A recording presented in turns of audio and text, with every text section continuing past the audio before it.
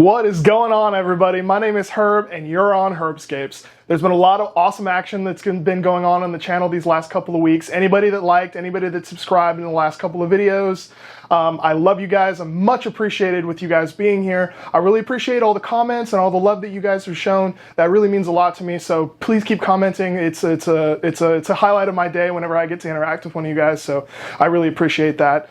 For all the newcomers, here on Hardscapes, our mission is to make aquascaping accessible for everybody. So we're not getting too much into the fancier stuff, although we are going to do some fancier stuff for the more advanced viewers and whatnot. I want to show you guys that you can do aquascaping in any kind of vessel, in small scale, large scale, it doesn't matter. From the very beginner to the advanced person in the aquascaping hobby, we're going to make this accessible for everybody. You guys really like that tiny aquascaping video in that little jar, so I think we're going to go ahead and make that a whole series of weirdscapes where I show you guys that you can pretty much make an aquascape in any kind of a container as long as it holds water. No matter really the size, although you don't want to get too small. So today we have another one of those amazing videos for you guys, so stay tuned. We're going to get right into her. Okay, this is my vessel, or our vessel for today, and this is a vase. This is nothing special. I literally found this at the Goodwill near my house. That's a thrift store for anyone who doesn't know that. I paid exactly $6.99 for this vessel. It's probably a gallon and a half worth of liquid. I'd have to test it to really tell you guys for sure, but and again, the whole point of this is just to really show that you can pretty much do this in anything. I proved that kind of with the last couple of builds. If you guys haven't seen those, we did some really small, like 2-cup or about like 0.4 liter tiny scape aquariums. Go check that out if you haven't. But this is kind of just a scaled up or sized up version of that. So for these no filter, I guess you could call them a Wallstead tank. Again, just because it doesn't have a filter, sort of small aquarium scapes. I really enjoy, as a base layer to the very bottom of this, using some of our Aquascape pond plant media. This stuff works really well. It's essentially just dirt. This is for like lilies in a pond or something like that. I love it for this because it has a ton of nutrients and it doesn't really alter the water conditions too much after we kind of cap it. So I just enjoy just throwing a little bit in, done deal. And then just to break it up to make sure that there's no like weird stagnant points, we're gonna go ahead and use some of our really fine river sand gravel. I think this step is important just to make sure that there's no weird points of stagnation within that. Take some tweezers or something like that and just kind of stir it up. All right, and then we move on to our next layer. And for that, we are going to be using the Carob Sea Eco-Planted Aquarium substrate. And basically all this is a basalt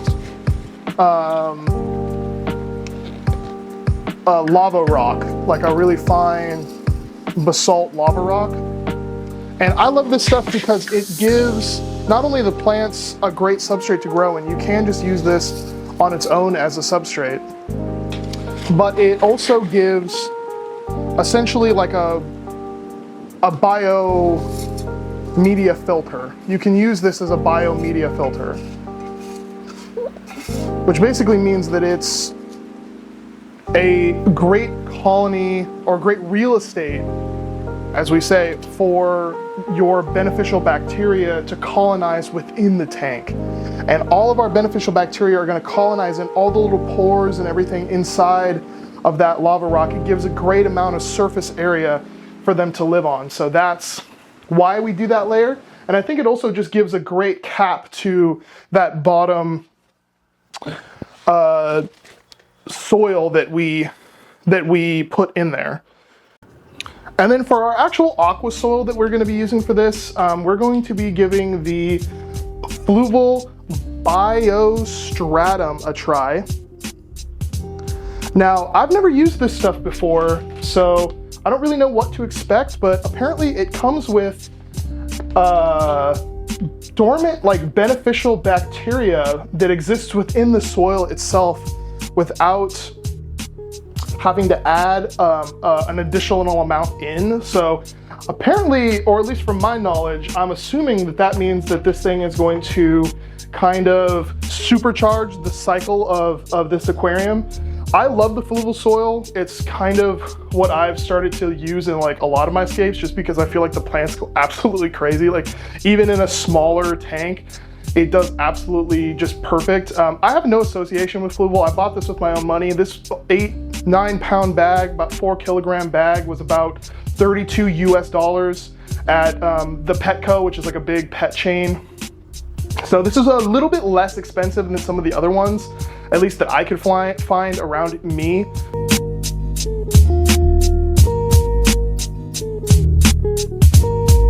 All right, and then for our hardscape, now that we got a little bit of our substrate in there, we are gonna go ahead and rock with some lava stone. This is some beautiful lava rock. So I just feel like just maybe towards the center, because I do want to give enough space at that back for some taller plants. So maybe like just slightly forward, something like that. I think that looks really good. And then we're gonna do something slightly different this time. We're going to kind of craft something. So back you guys up just a little bit here. And I'm thinking that looks really, really nice. So we're gonna roll with that. And to kind of get that to work, we're going to need to glue it. And I know we haven't done a lot of that, but I'm gonna show you guys a really quick and easy way to go ahead and glue those two pieces together so that they don't come apart in the future. All right, so one quick and easy way to glue anything in an aquarium to make it look a little bit nicer or to build substrate is you're gonna need paper towel of some kind. Just normal bath tissue also works. A napkin or whatever. Just wad it up into a little ball, just like that. And then you're gonna want some super glue, but a very particular kind of super glue. I like to use this. It's the liquid super glue. This just happens to be the Loctite stuff. No affiliation with them or whatever, but this is just liquid cyanoacrylate super glue. It's important that it is cyanoacrylate glue. You can see, hopefully you guys can see that. It says right there, cyanoacrylate. Warning, contains cyanoacrylate. The cyanoacrylate glue basically makes like a hard plastic that doesn't affect the water quality at all. So it's important that you get that. Go ahead and pull that off there. And then go ahead and just place it down where you kind of feel like it's gonna make contact. Test it a couple times. And that seems like it's gonna work out. So go ahead and take your super glue. And again, kids, please get your parents to watch you. Parents, please supervise your kids when using this kind of stuff. This is actually pretty dangerous stuff if you get it in your eyes or whatever. It also binds your skin really quickly. So just kind of give it a couple of dabs on that toilet paper there. And then just put your rock on there. And then just hold it for a couple of seconds. And then voila, you have your kind of hardscape established. The little tap test. So that's pretty solid. We're gonna go ahead and scoop back this aqua soil away from the front. Make sure we get a pretty decent amount towards the back of this thing. All right, now that the aqua soil is in and our hardscape is in and everything is looking quite beautiful, let's go ahead and cap everything over. And we are going to be using a little bit more of our beach sand. Not beach sand, this is like river sand. It's like pebbles, and it's like a fine gravel. So let's go ahead and just get a couple of really good scoops of this in there. Starting at the front, getting a good layer of it in. I think that looks really, really nice. Alrighty, so now that we got everything capped, everything's looking beautiful, let's go ahead and get all of our plants planted. And first up, let's start with the smaller ones. And we are going to start with some Monte Carlo. We got 2 pots of this, so let's go ahead and get this planted in there. I like to use these forceps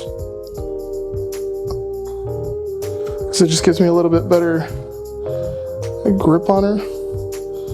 And I just think right in that area there.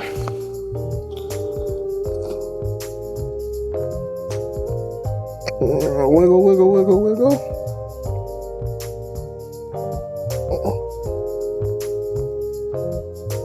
And I think that those 2 look really, really nice in there. I think just 2 little puffs of Monte Carlo at the front looks great. We're gonna keep this one a little bit more simple. The next one up we have is a plant I haven't used that often, but I've been very interested in it. And this is a Taiwan lily. Like I said, it's gonna look like crap out of the water, but it'll look beautiful inside. Let's go ahead and get her planted and just make sure that those roots are good. And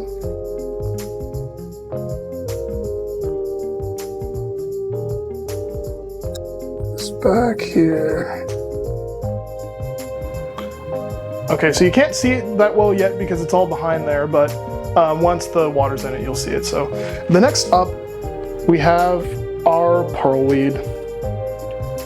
Pearlweed grows extremely quickly. It definitely pulls a lot of nutrients out of the water column. It's a very fast growing plant, so you gotta be on top of it. So we're gonna go ahead and attempt this one today. I know that you guys will have luck with this plant. I would say this is an amazing beginner plant because of how lush it grows so quickly with very little nutrients. So let's go ahead and get her in there and let's see what we can make of this. Now that everything's planted, guys, we can go ahead and get this thing in its final resting spot. Let's go ahead and get some water in this thing, and I'll meet you guys back on the shelf.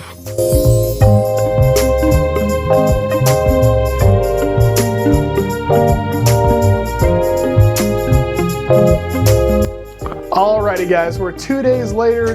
The water finally cleared out. I got some snails in there. Everything's looking good. We've got a little bit of growth going on, you know, 2 days worth of growth at least. I had a bit of a bacterial bloom that happened after I added some of the beneficial bacteria to this thing on the initial setup, but it seemed to clear out pretty well. I think it might need a couple more days to fully clear out, but I think for now, for 2 days, I think we're looking really, really well. So everything is cycling pretty decently. We're still a little high on the nitrites and whatnot because it's only a couple days. So in about a week or so, I'm expecting this to kind of flourish. Those plants just look absolutely so beautiful and so healthy. I'm really curious to see how that pearlweed develops off to the right there. It's definitely going to come up and fill up that spot with how quickly it grows. That Taiwan lily already looks like it's grown a little bit, even just over the last couple of days that it's been in here. So hopefully that develops nice. Definitely that Monte Carlo was nice and healthy when I got it, so it's definitely going to grow nicely, and hopefully we don't have any problems with it acclimating to the aquatic environment here. I want to give a big shout out to the Aquarium and Reptile Depot here in Sacramento, California. That's where I get all my plants from. They always just have a supreme product. That's where I get most of my aquarium supplies from. So if you're ever in Sacramento, go check those guys out because those guys are amazing. And now that we're wrapped up, guys, anybody who liked, anybody that subscribed in the last couple of videos, much love to you. I really appreciate all of the kind comments and attention that these last couple of videos have given. So I want to keep going. I want to keep making these videos for you guys. I'm having a lot of fun. I hope you guys are too. Much love. I'm your man Herb, and I'll catch you guys in the next one.